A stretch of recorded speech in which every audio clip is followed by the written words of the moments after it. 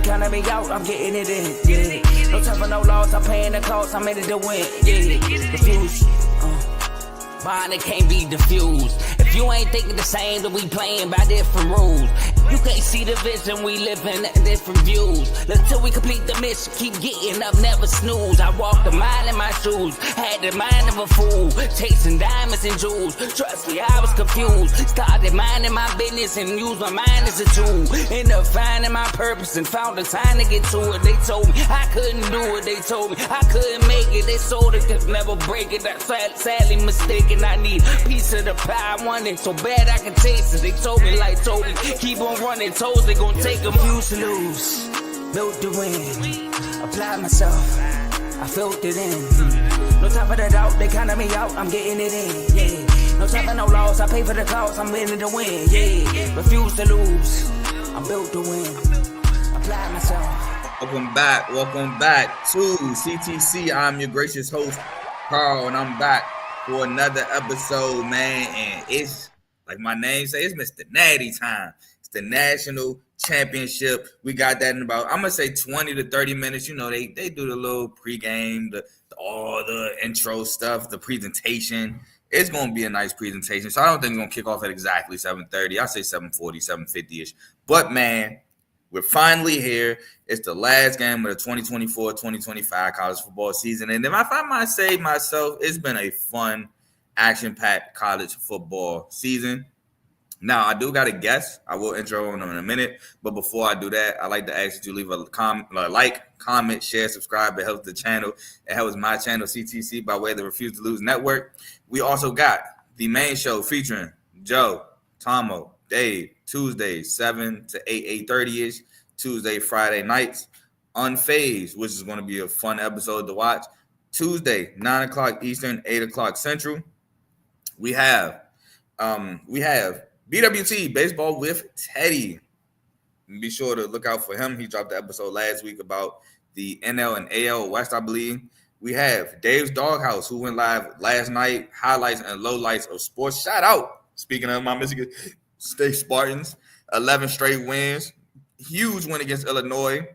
Now, a lot of Illinois fans crying about their best player fouling out. Stop fouling. Like, it's that simple, bro. Stop fouling. He was hacking. It was only one call that was questionable. I was like, nah, that's a bad call. Other than that, they were fouls.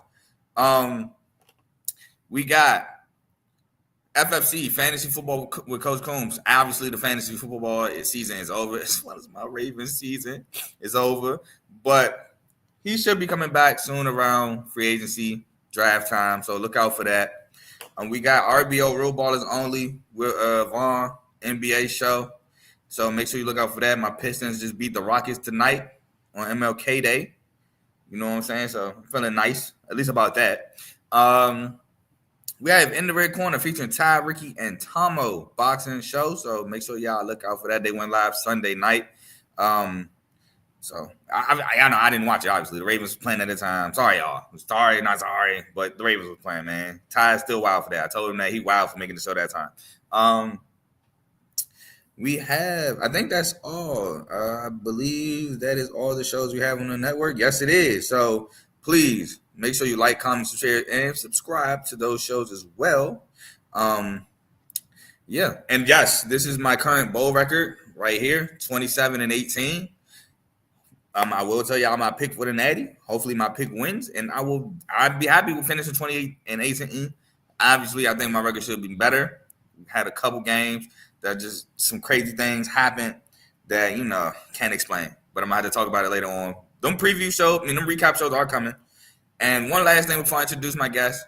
College basketball shows start Saturday. I will be live Saturday in the morning to go over college basketball games for the day.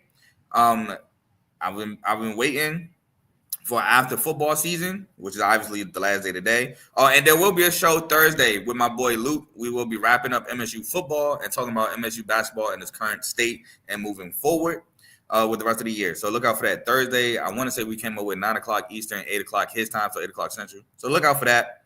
But yeah, now the intro of my guest. He's been on the show the most. People love when he's on the show. I love when he's on the show. I think we talk some good football. Miami Hurricanes fan.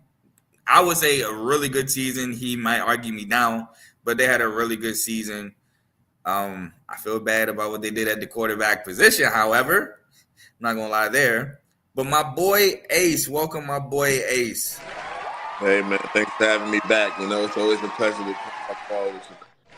Yes, sir. Yes, sir. You know I gotta have you back, man. We always start the season with our previews, or every conference is only right to have you back for the last game of the season as we wind down this college football year. Absolutely. Let's get to it, man. All right, man. So, as you know, in the Natty, we got Georgia and Ohio State. Real talk, I do want to say this before we start. I know a lot of people complained about the 12-team playoff, but these two teams would not be in this national championship if it were not for the 12-team playoff. They were the 7th and 8th seeds, if I remember correctly. They would not. They neither one. Obviously, Notre Dame couldn't play for a conference championship, and Ohio State lost their chance of playing for a conference championship when they lost to Michigan. These two teams are not conference champs. These two teams Ohio State had 2 losses. This Notre Dame team had a terrible loss in Northern Illinois. So y'all can complain about this 12-team playoff all y'all want. We got us some results that we would not have seen, and I think it did its job. I know people complain in the first round. I'm sorry, I'm going on a tangent because I gotta get this off. I know people are like, man, we need to change the first round. No, you don't. The reason why the first round was made the way it was because they did not think a group of 5 school would be as good as Boise State. So they left that 12th spot for the group of 5. It's not the group of 5 fault that the ACC champ Clemson was 3 losses and not as good as the rest of the field. It's not their fault. They should not change nothing. It's just an unhappened circumstance. Next year, more than likely, the group of 5 school will be the 12th seed. They will probably play the first at-large bid, and y'all won't be complaining. So just let it be, and let's see what happens first throughout a couple years before we get to tweaking something off one year. You want to talk about that before we talk about the game? I honestly agree with you 100%. I think that the format did its job. It made everything exciting, and let's be honest. There's only a few very blue chip programs in college football right now. So it's of course you're going to have that talent discrepancy when it comes to the walk-in bids. I mean the play-in bids and all that stuff. So it's for people to complain that there are blowouts. I mean, come on, let's be serious. There are always blowouts in college football. It's the inevitability of the sport. And it's just, it's part of the game, man. But it doesn't take away from the fact that I think they did get it right this time around with the 12-team playoff. It made for some exciting games and some fun matchups, Exactly. Semifinals was fun. It was fire. The quarterfinals, fun. It was fire. Mm-hmm. Okay, like you said, you want to say the first round, all blowouts. Cool. It is what it is. It was an anomaly of a year. Yeah. Like I said, the group of 5, they skipped the first round. ACC champion, Clemson, they had 3 losses. The ACC, SMU, they lost the ACC championship. They would have been in the top 4. They would have had a bye week, more than likely. Arizona State would have been at that spot. And that would have produced Arizona State, Clemson. That would have been a fun ball game to watch. Absolutely. Y'all love the SEC. SEC got blown out in the first round. Y'all want to talk about SEC this, SEC that. They got blown out. Talk about that. They got blown out by Ohio. On top of other bowl games getting blown out. Yeah, I mean, it just happens. It happens. We done had national championship games in the blowout. And I'm talking BCS where there was no 14 playoff, because I know people like to say, oh, the 14, you had Georgia versus TCU. What a blowout. Okay, didn't you have Florida, Ohio State? Wasn't that a blowout? Mm-hmm. So, I mean, I could show you examples of everything. Not everything will be perfect. It is what it is.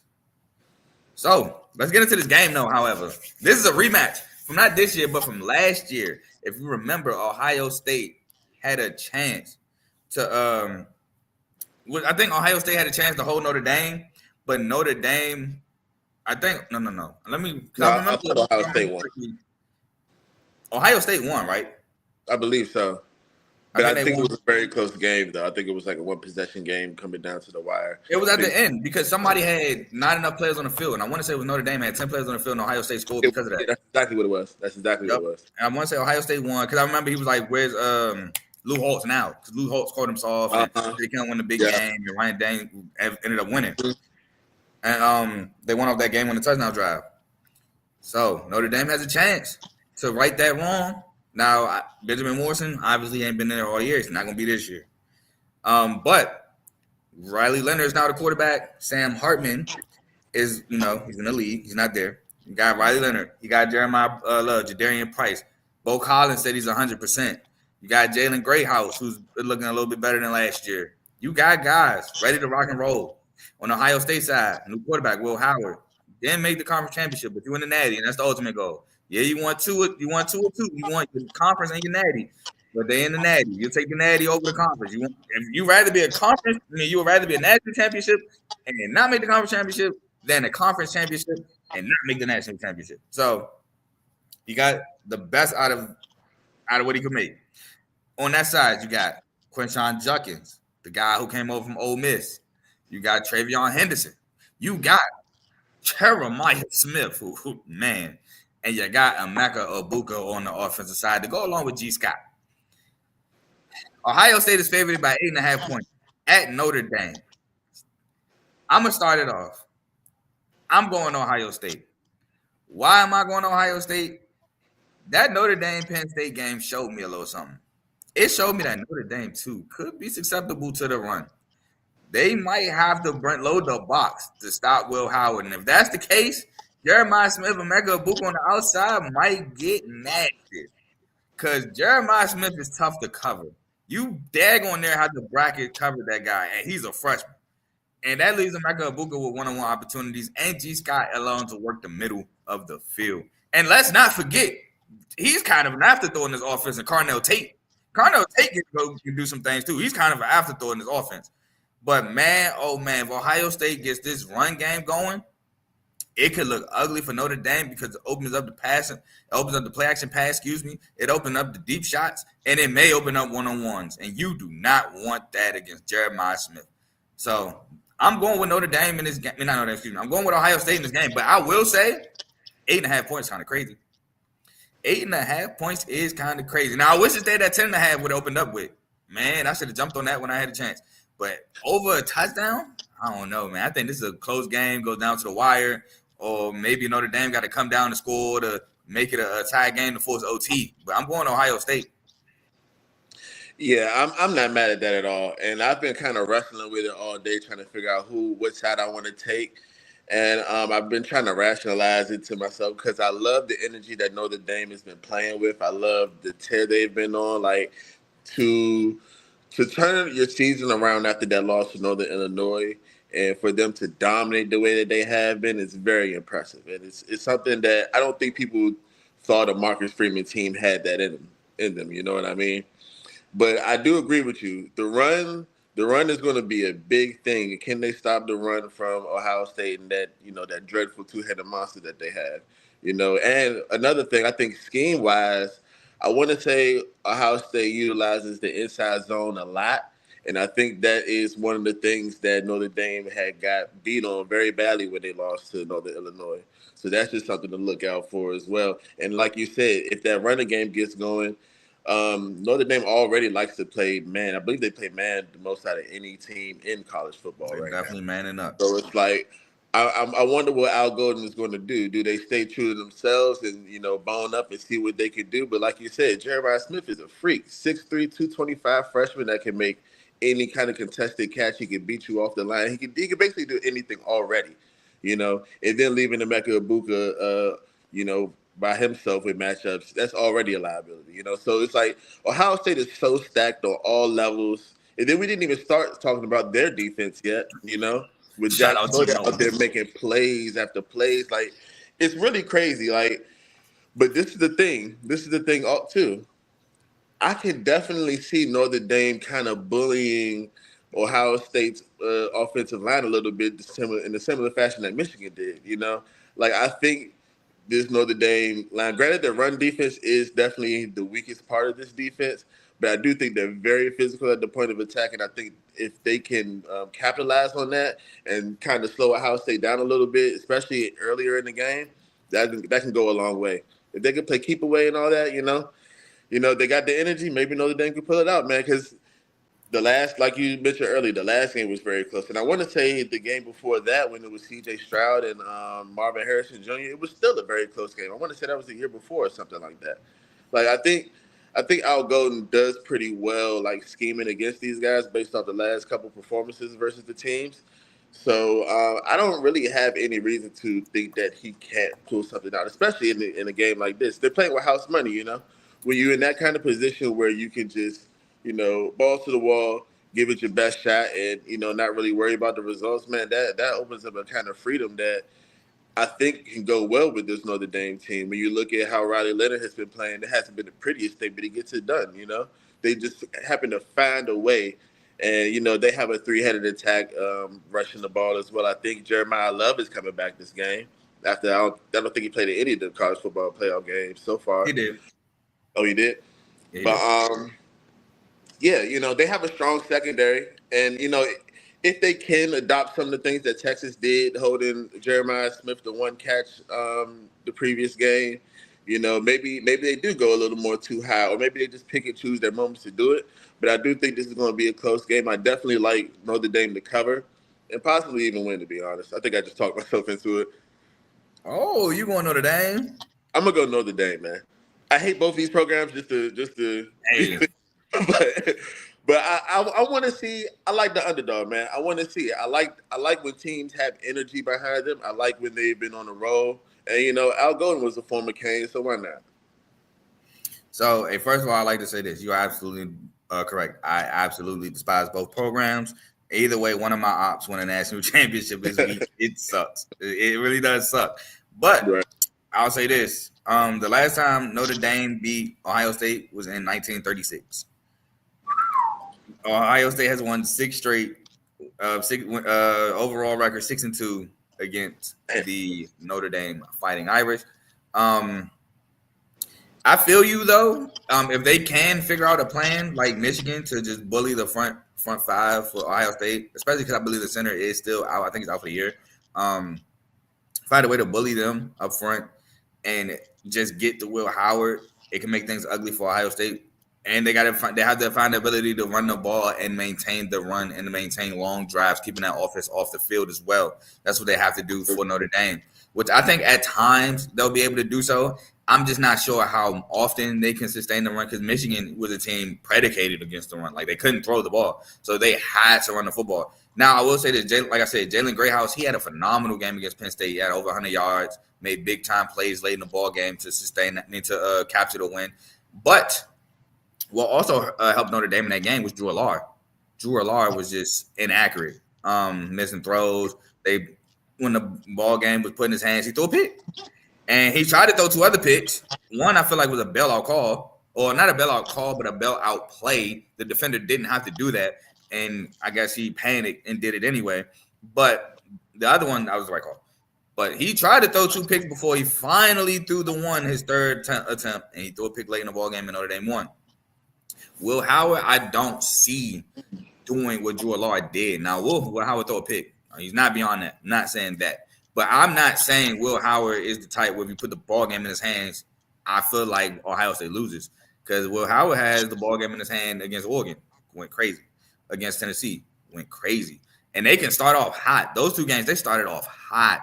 Now, the Texas game, they didn't start off too – well, they did start off hot. They kind of cooled off as the game went on. They could do the same thing. They can start off hot. It's up to Notre Dame to cool them off and make the game close. Notre Dame has to find a way to stick around, in my opinion, in this ball game. They got to find a way late in this ball game to be hanging around with us for a chance to finally pull it off and win the game, which I think that could happen. But it also could happen where Ohio State had one of them games where they just look unstoppable, where everything's just firing at one point. And like you said, I didn't talk about the defense. I ain't talk about – shout out Jim Knowles. Y'all know I've been saying Jim Knowles is the best defensive coordinator in the country. He got Caleb Downs, came over from Alabama, which was crazy. We all was like, why did Caleb Downs leave Alabama? Right over to Ohio State. And he got to come back next year. You got Igbinosun, cornerback for Ohio State. You got Lorenzo and Sonny Styles on that team. Jack Sawyer, ransom at linebacker. You got so many names on that Ohio State defense who are just athletic. They got so much speed. They fly to the football. It's going to be tough for Notre Dame's offense and Riley Leonard. I do say, however, Riley Leonard does have to find ways to push this ball down the field. because when he does it and he's successful in doing so, it normally helps and leads to, well, obviously Notre Dame hasn't lost to Northern Illinois, but it leads to a blowout win for Notre Dame. I think Riley Leonard is the key in this game. He has to make all the right decisions. He has to be able to push the ball down the field, make quick decisions, and basically, he gotta lead this offense, man. Jeremiah Love, obviously, he's gonna be important. I think Jeremiah Love is the guy where you can't say really is the X factor, because to me, he's like the best player on his offense. Riley Leonard, is gonna be the X factor for Notre Dame in this game if Notre Dame wants to win this game.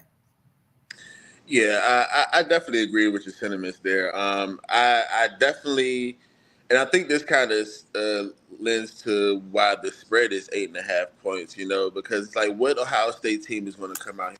Is it an Ohio State team that is on a roll, has been doing what they've been doing the past few weeks and just basically steamrolling everybody that they're across from? Or could it be the Ohio State team that, becomes inconsistent in big games, penalties, not executing as well? And I don't know if that's a Ryan Day thing. I don't know if that's a player thing or just a combination of the both.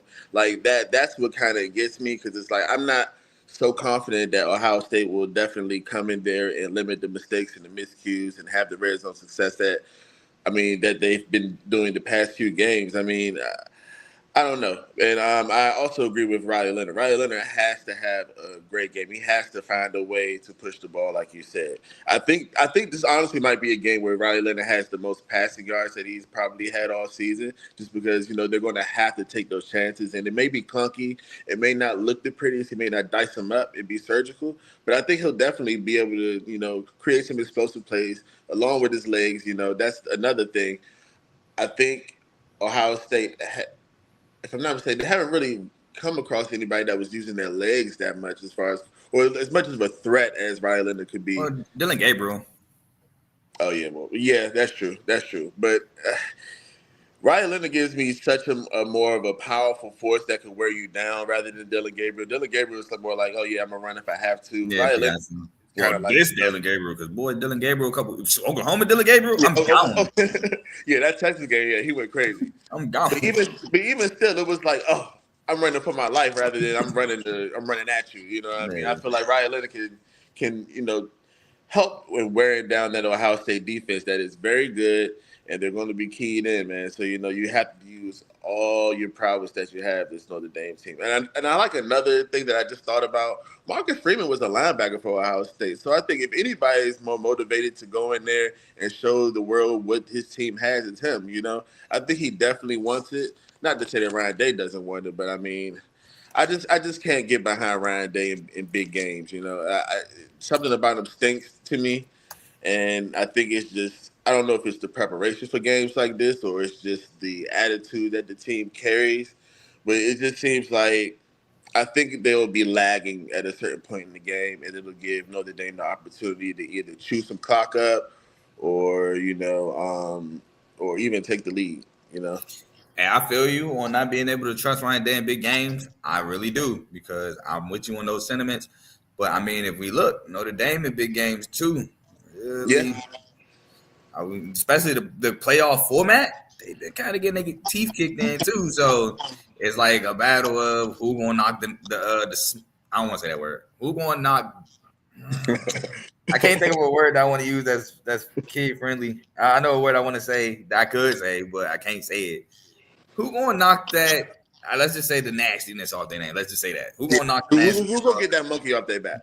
Thank you. There we go. Who's gonna get the monkey off their back in terms of not showing up in big games? Because you see, last week or a week and a half ago, they brought it right back up as soon as James Franklin lost. Oh, look, James Franklin, top 5 school, lost. Yeah.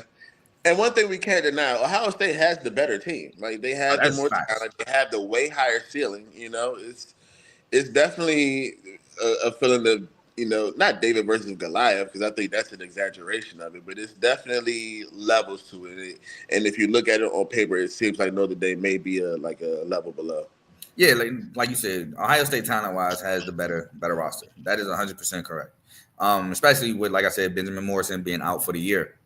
I'm like you said, it's not David Goliath. I don't want to say it's tears, because I would say Notre Dame was a good team this year. I don't think Ohio. let me take that back. Ohio State is a tier 1 team. I was about to lie. They had some mishaps, but I don't think Notre Dame's far off from a tier 1 team. I would kind of qualify Notre Dame as a tier 1 team. You put them in a conference, I think they make a conference championship. Anyone, maybe except for the SEC, maybe. But listen, they definitely have the players that stack up recruiting wise. Like they built that team. You know what I mean? They recruited well, they developed well. These guys have talent, and they are there for a reason. That's for sure. Ohio State by 50 is insane. That's insane, bro. Insane. Do not play that. But hey, I got Ohio State, so I'm with you, but not by 50. That is insane. Yep. So as we wrap this up, I got Ohio State. You locking in Notre Dame? I'm locking in Notre Dame, man. Big upset. Notre Dame. I think Riley Leonard's going to show something. I think I can't remember that wide receiver's name, the lacrosse guy, maybe. Bo Collins or Jalen Greenhouse? For Notre Dame? Yeah, Jalen Greenhouse is the guy that went crazy. Well, had the big game against Penn State. It's I think it's like the third wide receiver. I can't think of his name, but he played lacrosse or something. Hold on. I know who you're talking about. I think that's the tight end, right? I can't remember his name either, but I know who you're talking about. Receiver. But he was talking about the lacrosse season starts at the Natty, but he want to play for the Natty. I know exactly what you're talking about. Yeah. I think Xavier Watts has a splash play that does something. Best safety in the league. I mean, in the nation. Oh, that's kind of crazy. Bro, he's really good. I love Caleb Downs. I love Xavier Watts too, but that's kind of crazy. Listen, I think best secondary in the nation, in my opinion, for sure. With Benjamin Morrison there, oof. You got Texas, you got Ohio State. They in that combo. Yeah, Ohio State's in that too. But Texas the way Notre Dame is playing, too. Dude, it's something about the momentum that they carry, man, and it's hard to deny for me. Maybe it's just the romantic in me, but I just love teams that have. They're just carrying that energy with them, and it's like us against the world. Oh, you ain't talking about Jordan Faison, is you? I don't think it's Jordan Faison. I don't even remember. I like Jordan Faison. It's cool. If he hears it, he knows I'm talking about him. Yeah, I like Jordan Faison. I like him too. But hey, man, as we wrap up, I'm sorry. Got our picks. The game will kick off in 5 to 10 minutes. Hopefully, we're excited. We'll be back later to talk about this. I don't know when, but I'll be back later to talk about it. Ace, final words before we sign out. Yeah, let me say one thing. I am not disappointed in Miami season. We had a very good year. Thank the you. stink is off of my back now. I'm less hurt about it. Do I like the way it ended? No, of course not. We had a freaking meltdown at the end of the year. But it is what it is.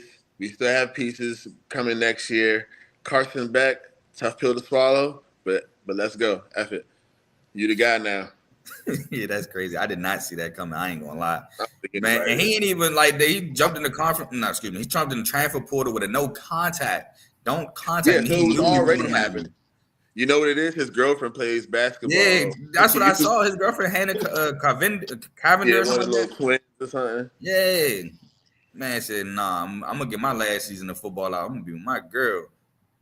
I was in Puerto Rico when I found it out, and I was on this tour. I was in the mountains and everything. I'm eating Spanish food. And I just get this notification on my phone.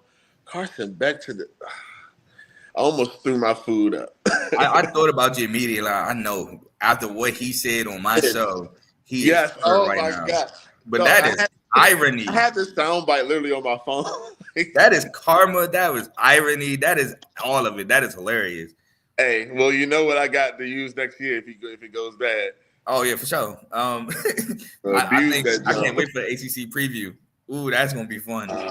Oh man, yeah, that's gonna be fun. It's gonna be crazy, man. And we got to play Notre Dame first game of the year next year. Hopefully, the defending champs can get this L. I don't care who wins. I mean, for my predictions, my bowl record be 28-18. Go Buckeyes. But honestly, y'all both ops. So nah, for sure. Y'all fight it out. I don't care. My final words: MSU football. Such a disappointing season. I'm not gonna lie. This season hurt. The way that y'all played in Big Ten play was just atrocious. Only one Big Ten win? No, two. We had 2 Big Ten wins. No, we had 3. We beat Maryland, we beat Purdue, and we beat Iowa. But still, just a very disappointing season. No, it's bad. Maryland only had 1 win. That was USC. That was their only Big Ten win. Purdue had no. Yes, that was their only Big Ten win.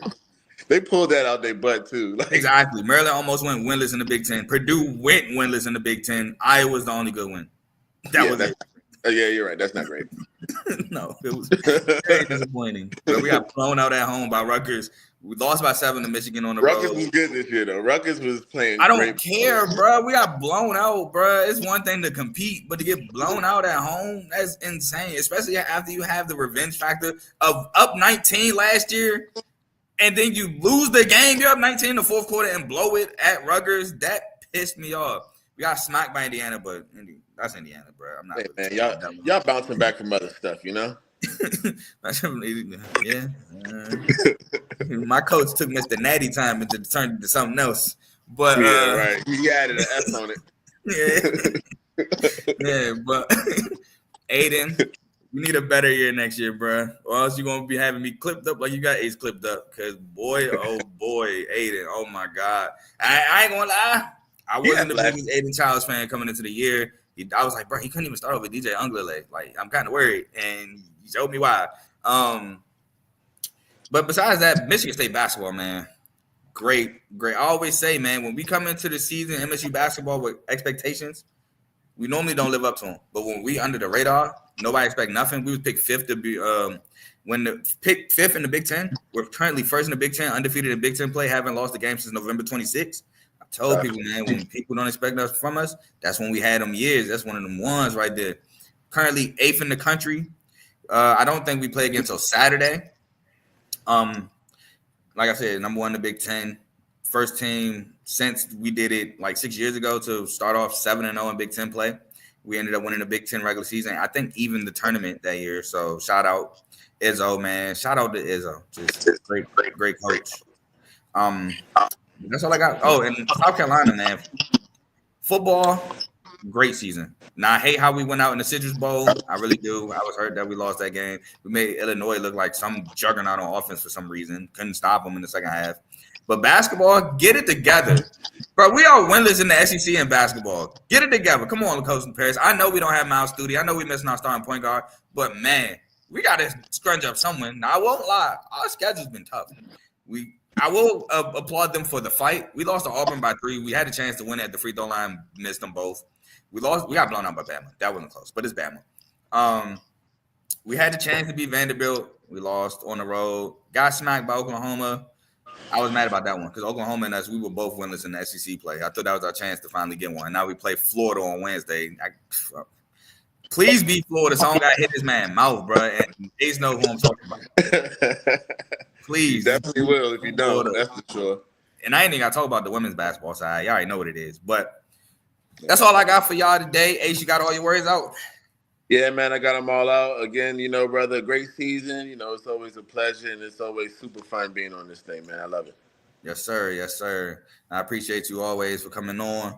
But that's all we got for y'all today. Y'all go enjoy the Natty. I know we will. Until next time, we are gone. Peace.